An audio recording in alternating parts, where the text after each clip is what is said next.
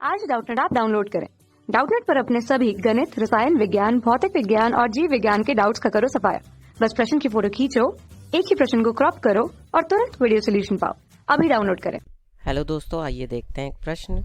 मान लें कि दो पासों को 4 बार फेंकने में x द्विकों की संख्या को सूचित करता है, तो x का माध्य और प्रसरण ज्ञात करें। तो देखिए, x के माध्य के लिए क्या सूत्र होता है हमारे पास। अब यहाँ पर हमारे पास माध्य के लिए क्या सूत्र होता है, इसको हम कहते हैं ex। तो ये सूत्र हो जाता है हमारे पास सिग्मा pi xi, ठीक है। और इसके बाद प्रसरण के लिए क्या सूत्र होता है हमारे पास, और प्रसरण के लिए हमारे पास सूत्र होता है, इसको हम कहते हैं सिग्मा स्क्वायर।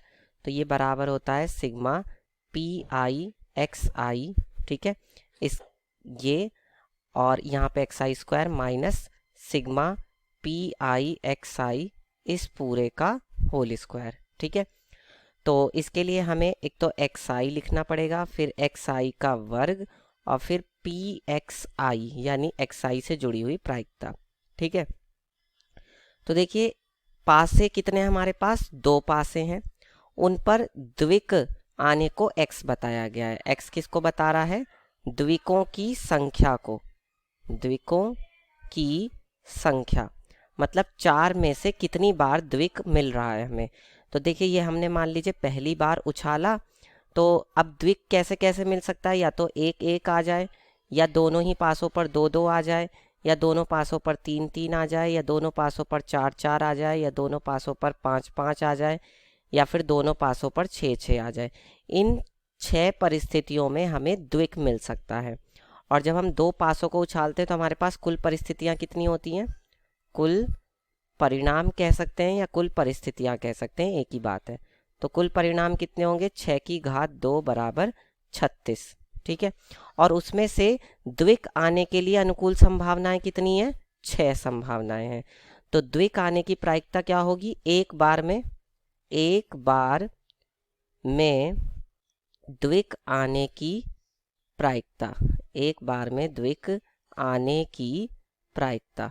तो देखिए, ये हो जाएगी आपका, क्योंकि एक बार में द्विक आने की कितनी संभावनाएं हैं, अनुकूल 6, और कुल कितनी संभावनाएं हैं, 36। तो 6/36 यानी कि 1/6, ठीक है। उसके बाद एक बार में द्विक न आने की क्या प्रायिकता होगी, ये हो जाएगी 1 - 1/36, क्योंकि किसी घटना के घटने या न घटने की प्रायिकता का योगफल 1 होता है, तो वहां से हम 1 में से घटा देंगे, तो ये आ जाएगा 5/6, ठीक है।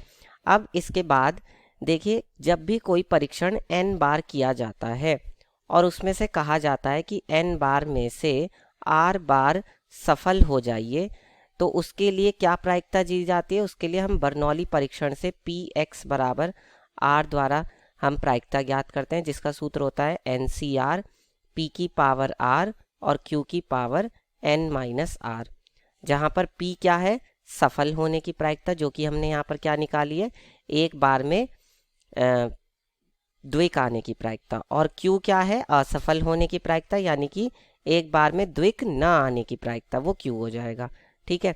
अब यहाँ पर हम कितनी बार उछाल रहे हैं पासों को, 4 बार, तो n बराबर 4 हो जाएगा, ठीक है।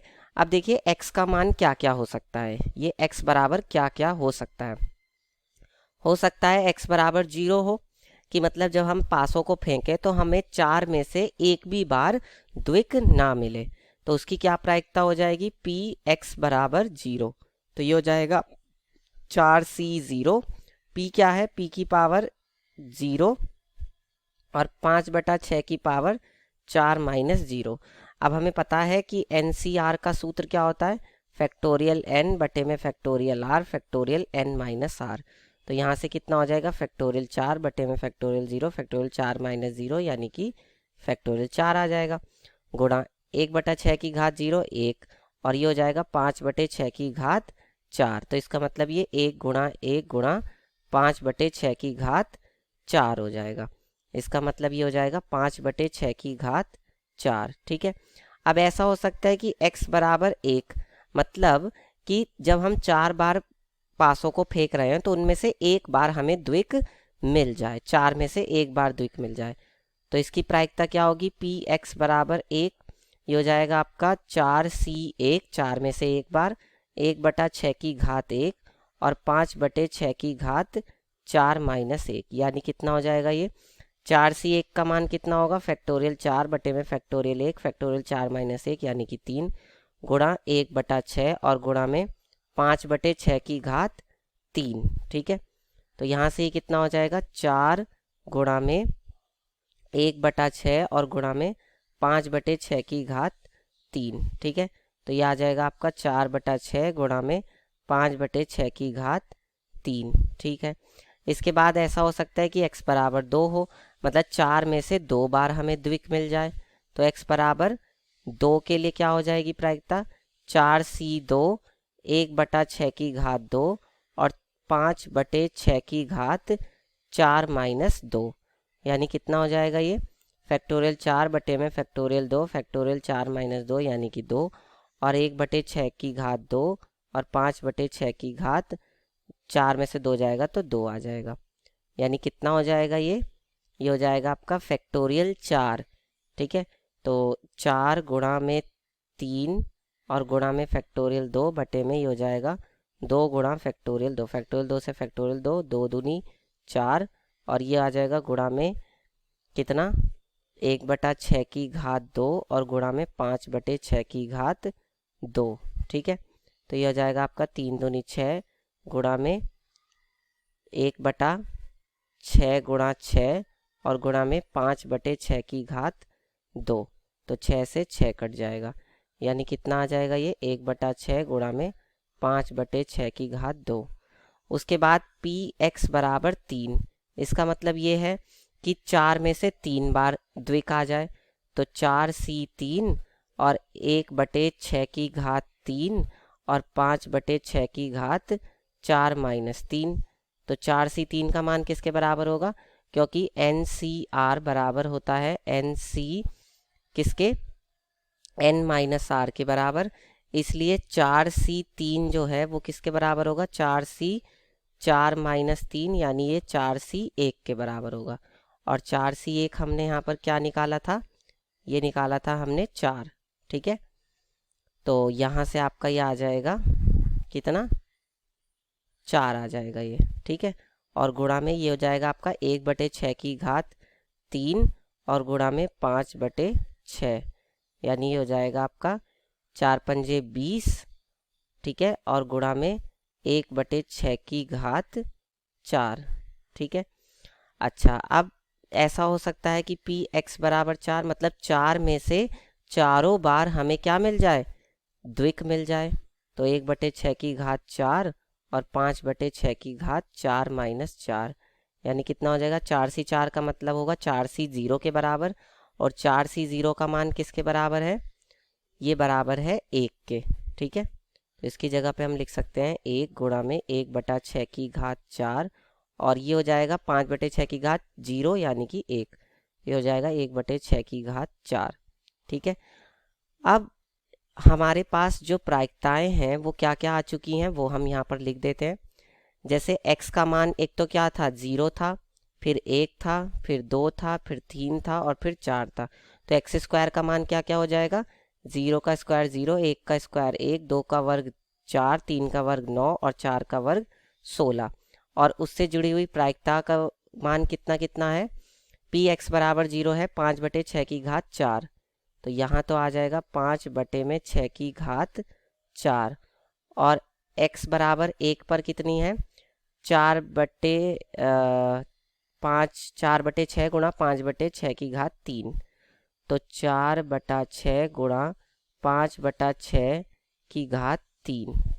फिर x बराबर 2 पर कितनी है प्रायिकता 1/6 गुणा 5/6 की घात 2, तो 1/6 गुणा 5/6 की घात 2।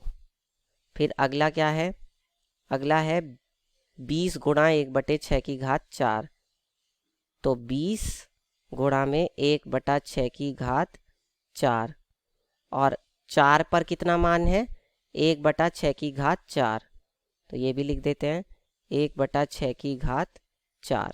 ठीक है, अब इसके बाद हम निकालते हैं इसके माध्य का मान। तो माध्य बराबर क्या हो जाएगा, माध्य जिसको हम कहते हैं ई एक्स, ठीक है, तो ये बराबर हो जाएगा सिग्मा पी आई एक्स आई, ठीक है। तो इसका मतलब 0, x का मान 0 है और उससे जुड़ी हुई प्रायिकता कितनी है, पी एक्स बराबर 0 पर प्रायिकता है हमारे पास कितनी, 5/6 तो ये लिख देते हैं हम 5/6 ठीक है, 5/6 फिर प्लस 1 गुणा में, जब x बराबर 1 है तब प्रायिकता कितनी है, 4/6 गुणा 5/6 तो ये हो जाएगा 4/6 गुणा 5/6 फिर x का मान है 2, तो 2 गुणा में, जब x बराबर 2 है तब प्रायिकता कितनी है, 1/6 गुणा 5/6 तो 1/6 गुणा 5/6 फिर 3 पर कितनी है प्रायिकता, ये 3 गुणा 20 गुणा में 1/6 ठीक है। और जब 4 है मान तब कितनी है, 1/6 है, ठीक है। तो इन सभी में से एक चीज़ तो कॉमन आ सकती है, वो क्या, वो आ सकता है 1/6 कॉमन आ सकता है सभी में। तो यहाँ से तो आ जाएगा आपका 0 प्लस यहाँ से कितना आएगा, ये आ जाएगा आपका 4 गुणा में 125 प्लस यहाँ से आ जाएगा आपका 2 गुणा में 6 गुणा में 25 प्लस यहाँ से आ जाएगा आपका 60 और प्लस यहाँ से आ जाएगा 4।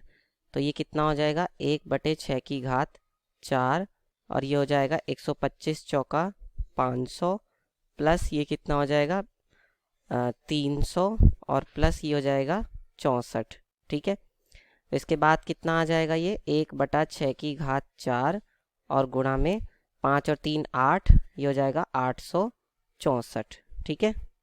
तो ये आ जाएगा हमारा 864 और बटे में 6 होगा 1296। जब इसको भाग देंगे तो ये आ जाएगा 0.66। तो ये तो आ गया आपका माध्य। अब निकाल देते हैं प्रसरण।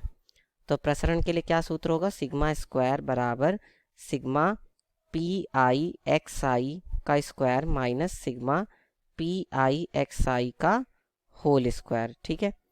तो यहाँ से ये कितना हो जाएगा बताइए, ये आपका हो जाएगा, अब देखिए अब हमें x की जगह x स्क्वायर लेना है, तो 0 गुणा में उससे जुड़ी हुई प्रायिकता कितनी थी, x बराबर 0 पर प्रायिकता कितनी है हमारी यहाँ पे, ये है देखिए 5/6 तो ये लिख देते हैं 5/6 तो ये आ जाएगा आपका यहाँ पे 0 गुणा में 5/6 प्लस फिर 1 और फिर प्लस 1 गुणा में क्या आ जाएगा, जो 1 पर प्रायिकता थी x बराबर 1 पर वो कितनी थी, 4/6 गुणा में 5/6 तो 4/6 गुणा में 5/6 फिर 2 का वर्ग 4 गुणा में x बराबर 2 पर प्रायिकता कितनी थी, 1/6 गुणा में 5/6 तो ये हो जाएगा आपका 6/6 गुणा में 5/6 ठीक है। फिर x बराबर 3 पर कितनी थी, 20 गुणा में 1/6 ये हो जाएगा 3 का वर्ग यानी कि 9, ठीक है। 9 गुणा में 20 गुणा में 1/6 और फिर प्लस 4 का वर्ग 16 गुणा में x बराबर 4 पर प्रायिकता थी 1/6 ठीक है। और माइनस क्या आएगा, ये हमने निकाला है 0.66 तो इसका क्या हो जाएगा, वर्ग हो जाएगा, ठीक है। यहाँ पर ये कितना आएगा, अब देखिए इसमें से भी हम 1/6 कॉमन ले लेते हैं तो ये क्या बचेगा 0 प्लस ये हो जाएगा आपका 4 गुणा में 125 फिर ये हो जाएगा 4 छिंग 24 और गुणा में 5 का वर्ग 25 फिर प्लस ये हो जाएगा 9 गुणा में 20 और प्लस ये हो जाएगा आपका 16, ठीक है, और माइनस 0.66 का वर्ग, ठीक है। तो ये कितना आ जाएगा 1/6 और यहाँ से आ जाएगा आपका 0 प्लस 500 और 24 25 की गुणा करेंगे तो कितना आएगा 600 और प्लस ये कितना हो जाएगा 9 दूनी 18 यानी 180 प्लस 16 माइनस 0.66 का वर्ग। ठीक है, तो ये कितना हो जाएगा 1/6 की घात 4 गुणा में, तो ये आ जाएगा आपका यहाँ पे 1296 और माइनस 0.66 का वर्ग कितना होगा, ये हो जाएगा आपका 0.4356। ठीक है, तो ये तो आपका आएगा 1/6 की घात 4 भी 1296 ही होता है, तो ये एक माइनस क्या हो जाएगा 0.4356, यानी कि आपका कितना आ जाएगा 0.5644। ये आपका उत्तर होगा। इस तरह से हल करके बता देंगे। कक्षा 6वीं से 12वीं से लेकर नीट, IIT, JEE वो एडवांस के लेवल तक 1 करोड़ से ज्यादा छात्रों का भरोसा। आज ही डाउनलोड करें डाउटनेट ऐप या व्हाट्सएप करें अपने सारे डाउट्स 8400 400 400 पर।